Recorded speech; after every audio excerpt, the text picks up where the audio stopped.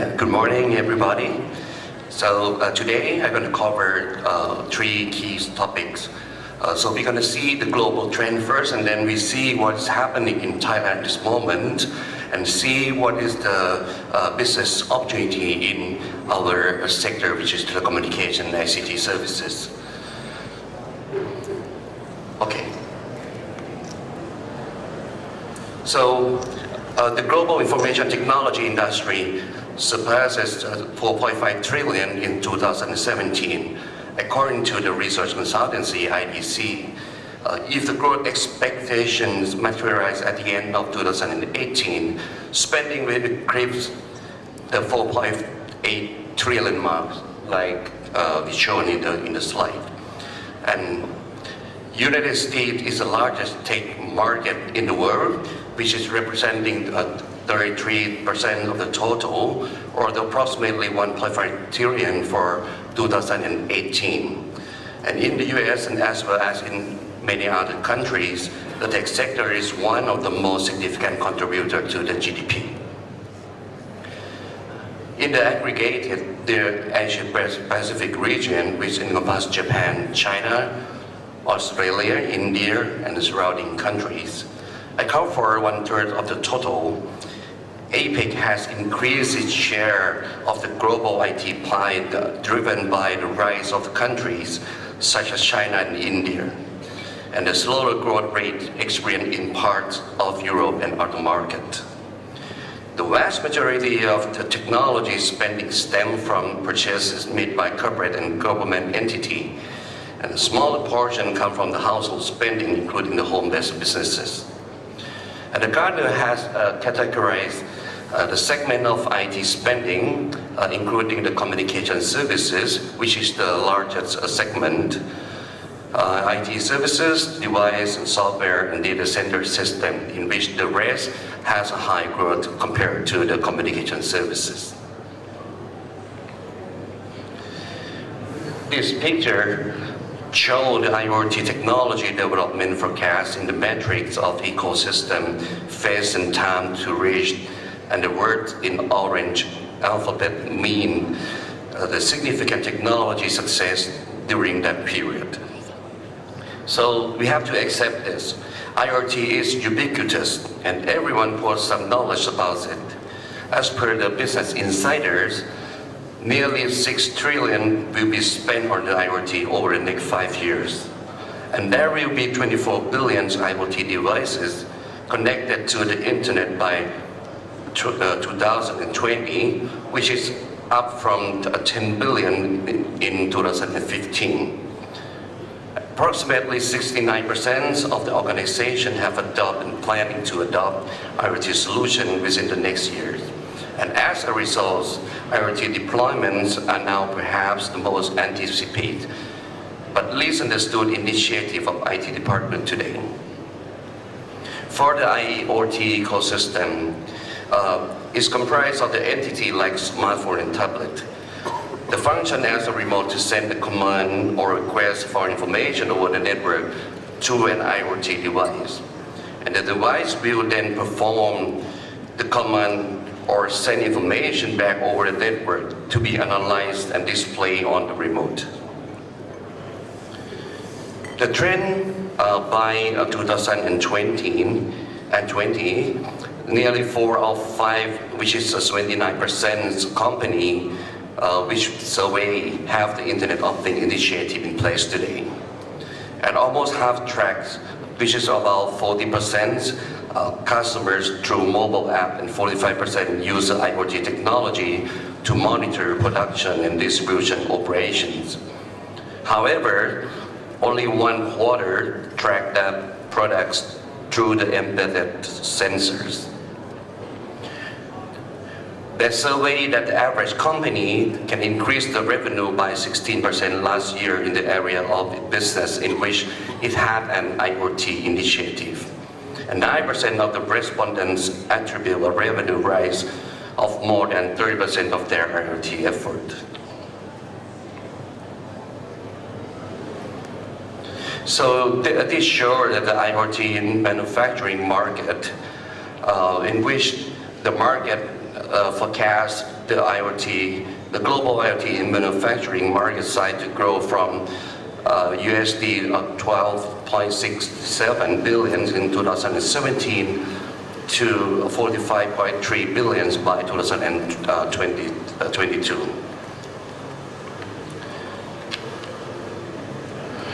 Next one is a blockchain technology in which we are here very frequently at this moment. It's more accepted and widespread.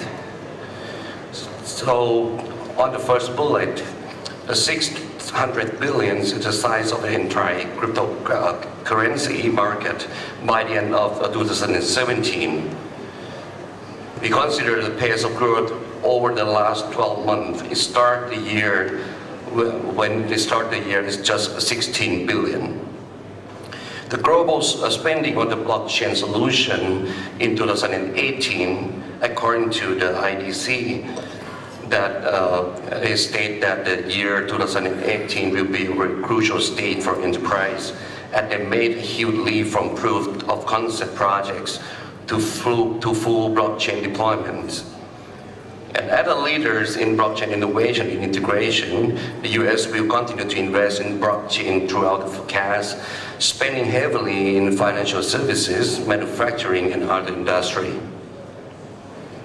The expansion of the blockchain space every year to 2022, according to the NetScribe prediction, so the market research group believe that the key factors behind this ascension will be blockchain adoption in financial transaction and cross-border payment. Another interesting number is the number of blockchain-related LinkedIn job posting more than triple over the last year. Organizations badly in need of blockchain developers are setting up training centers, outsourcing, or even enabling talent before they have graduated college. Machine learning will also another trend that can build from the intelligent marketing, can use in the intelligent marketing. So by 2020, 57% of the business buyer will depend on company to know what they need before they ask for anything. And this means that having the solid prediction capabilities with your AI will be the key to keeping your customers. And similar to the blockchain technology, the North America is the largest market for AI, while APAC contribute the highest growth in this market.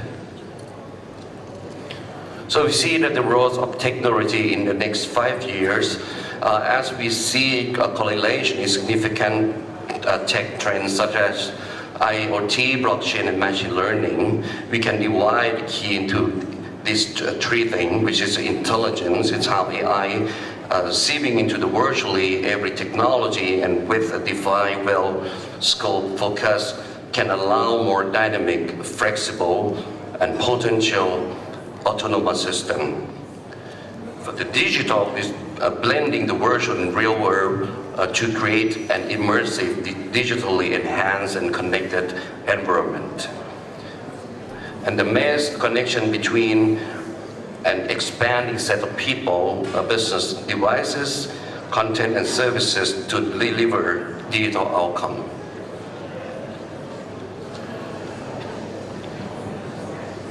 Now we come to what is a highlight in Thailand. So this is a snapshot of the country key digital status indicators. We have a population of 69.11 million, in which the urbanization of 53%. The internet users have reached 57 million and the penetration of 82% at the moment. The active social media users reached 51 million and penetration of 74%. The mobile subscription is, of course, more than 100% at the moment, in which we have 93.61 million SIMs can be penetration of 135%. The active mobile social user has reached 46 million and the penetration of 67%. This is about the country movement for the regulation perspective and the way that we use the frequency. This year, we expected to have another frequency auction for 1800 megahertz and 800 megahertz from the end of the concession of DTAC by the end of this year. We are preparing for 2.6 gigahertz, and which is a standard for 5G, and will be considered for auction in the near future too.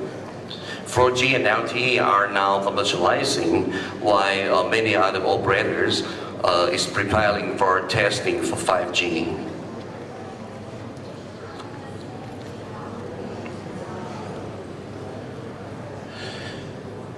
The IoT in Thailand is definitely a significant trend for both individual and business sectors deployment. Speaking of IoT, we are preparing for many infrastructures in which we are prepared 4G and 3G and 4G mobile infrastructure. We have Wi-Fi infrastructure, and now we are starting to implement the low power WAN, in which we use LoRa technology, and we have some other operators as well in Thailand. They are also focusing on NB-IoT. So in order to have a success in the IoT services, in addition to the digital infrastructure, we also need the cloud platform to develop the IoT application.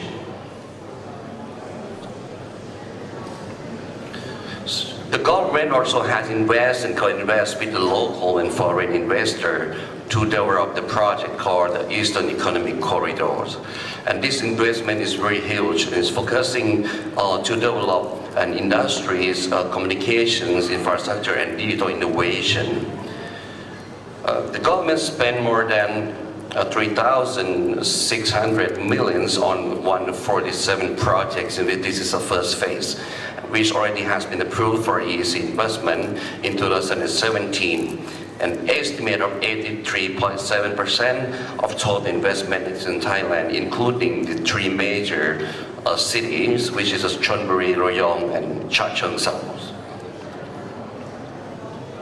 E-commerce in Thailand is also increasingly growth and gain more attention during these past couple of years. The growth in e-commerce in 2017 is approximately 9.86%, resulting in total market size of 93 billion USD. And B2B is the largest market size, accounting for the 59.6%. The B2C is a little bit lower, which is at 28.9%, and B2G is 11.5%. And the key drivers to support the growing of e-commerce industry are the first of all, the support from the government by supporting the accessibility of the local merchant to the internet and e-commerce platform to increase their competency, as well as working as a facilitators for bringing in the new e-commerce providers.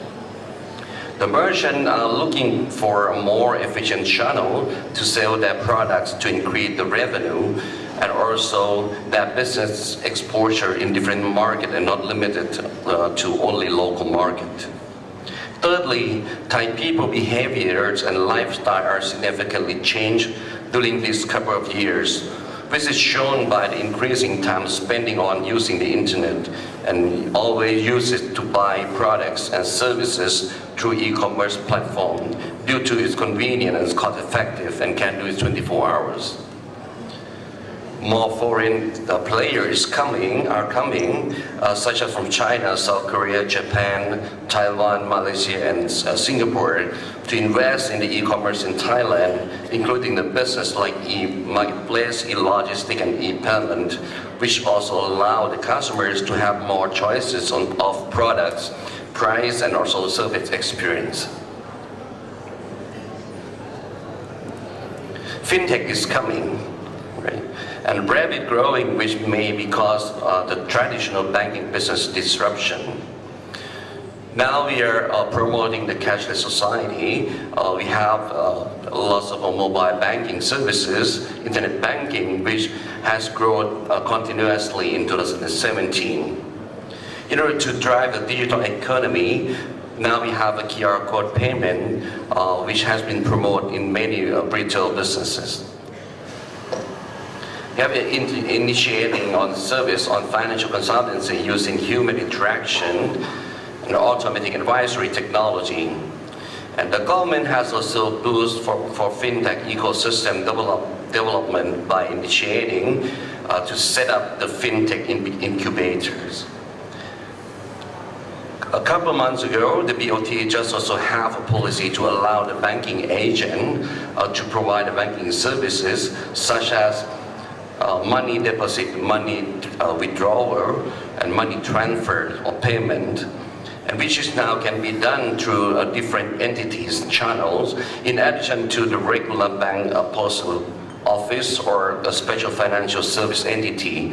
So later on, you may see a convenience store that offer the financial service like a bank. So you can go and deposit, withdraw money there. So how about the telecom business and opportunity in Thailand? We see the Thai telecom market is still in the growing stage, which have a growth of almost 10% from 2017, and largely still the contribution is still from the accommodation services, a little bit more than the equipment.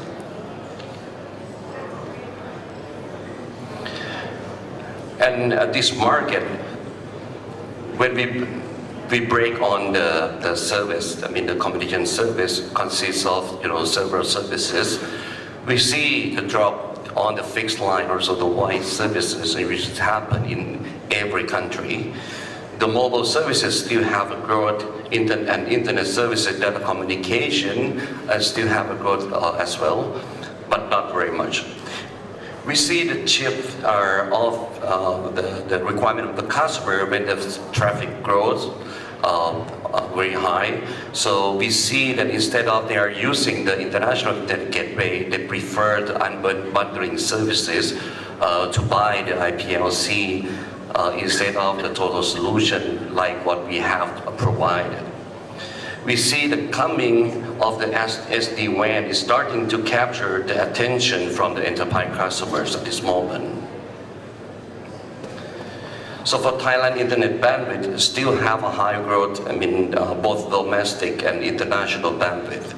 Domestic is a little bit more, and is also reached the growth of 30.5%, in which now the bandwidth is about 5.25 terabit per second, and 5.03 terabit per second for international bandwidth.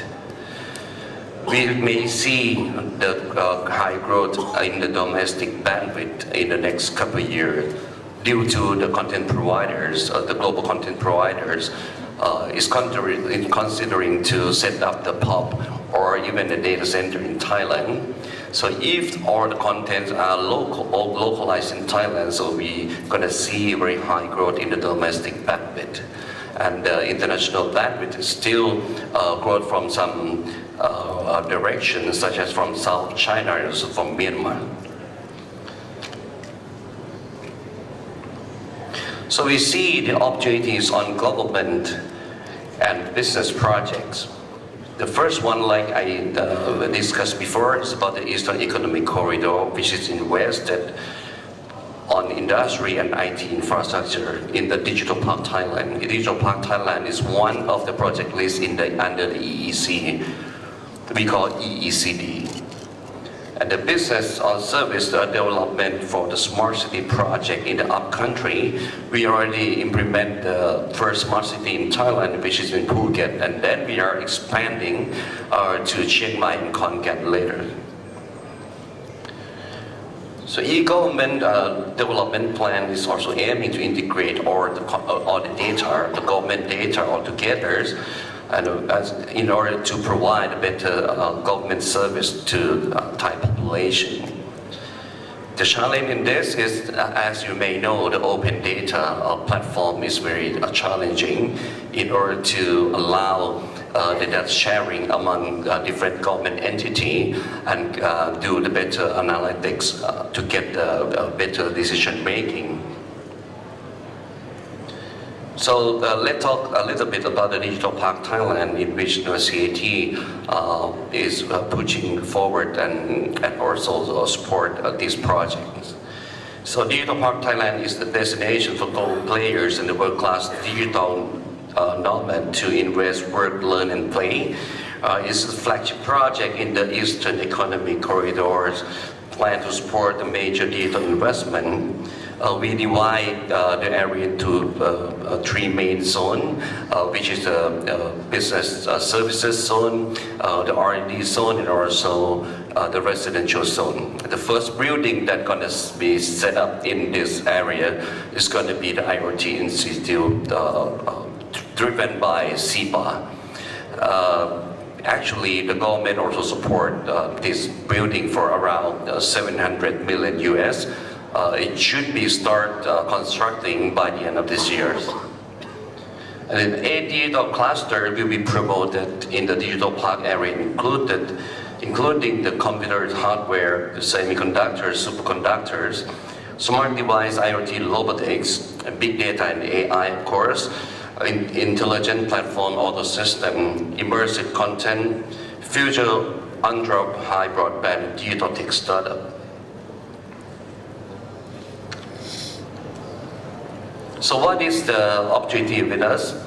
So CAT Telecom is now, we are integrated telecommunication providers in which we deliver the high technology services, and we also focus a lot more on the digital services at the moment.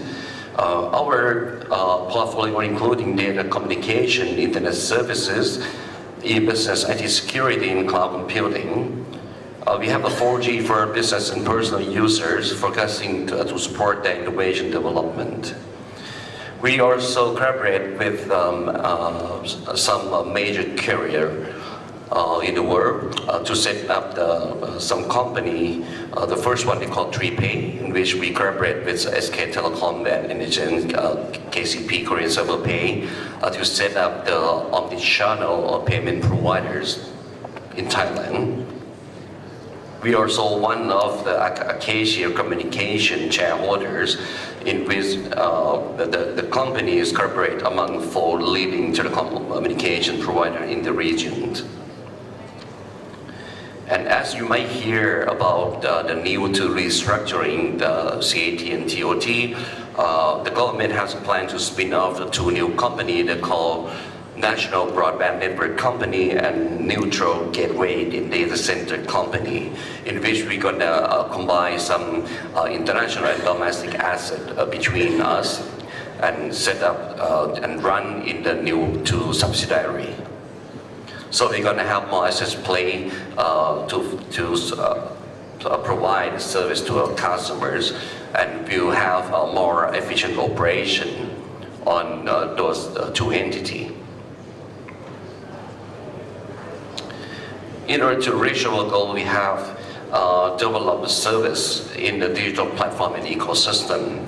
And we have also participated in the government mega projects, and being the main telecom providers of Thailand, we are also open up and focusing more on the global partnership for the new era of business innovation and growth.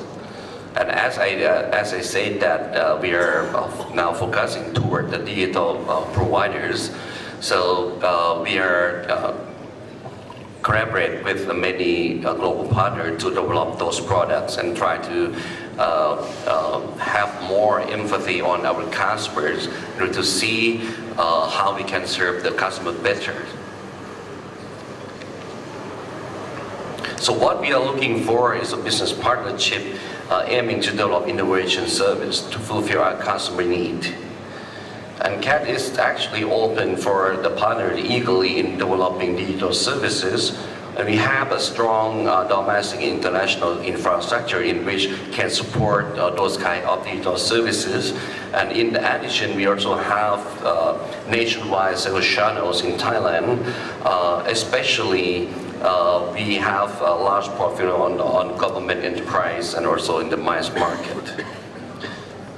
So this is to finish my presentation, and we hope that in this Telecom World event, will also enable us an opportunity to collaborate on our new initiative and our new businesses. Thank you. Thank you very much, Dr. Dhanant, for that great presentation.